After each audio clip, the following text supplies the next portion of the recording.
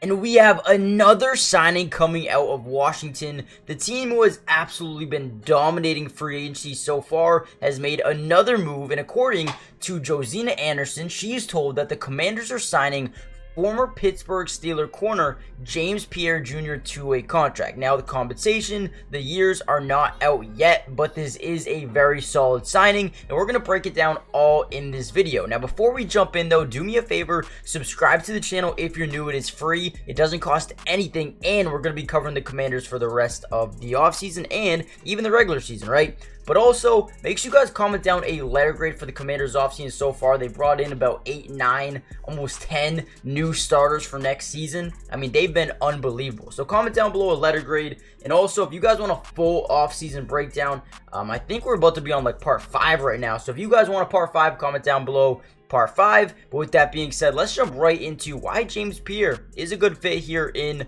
Washington.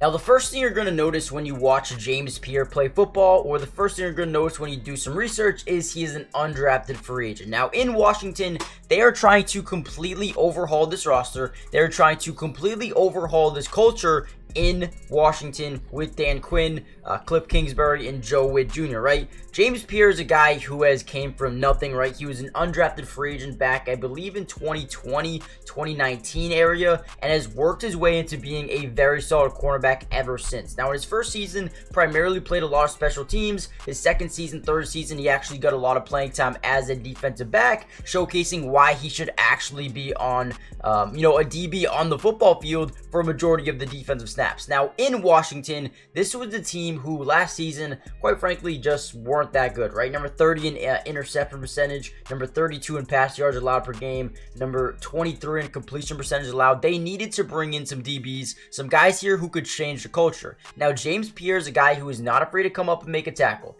When you look at their DB room right now, you have, obviously Emmanuel Forbes, you have Quan Martin, Michael Davis, who they brought over from the Chargers, Benjamin St-Juste, right? They have some guys that they really do like, right? James Pierre is a guy who can come in. He doesn't have to be a day one starter, but can add immediate depth off the bench. And look at his career so far. The man, over 4 years, has played in almost every single game, has missed one football game in his career, right?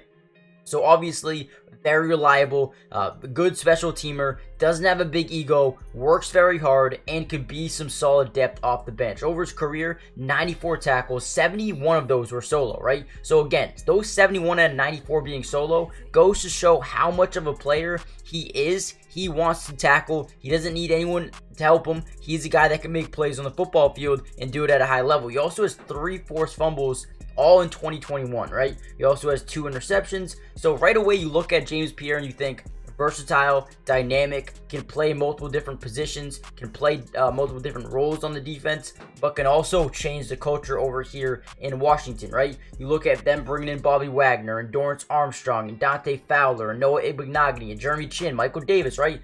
These are guys that can really play hard, play physically, not afraid to tackle as well. I really like James Pierre, man. Again, not afraid to put his body on the line to win a football game. And this in Washington has not been the thing for them for a while now. They've been scared to make tackles. They just haven't had the dogs. James Pierre is a dog who has worked very hard, has worked his way up, and is officially coming to Washington.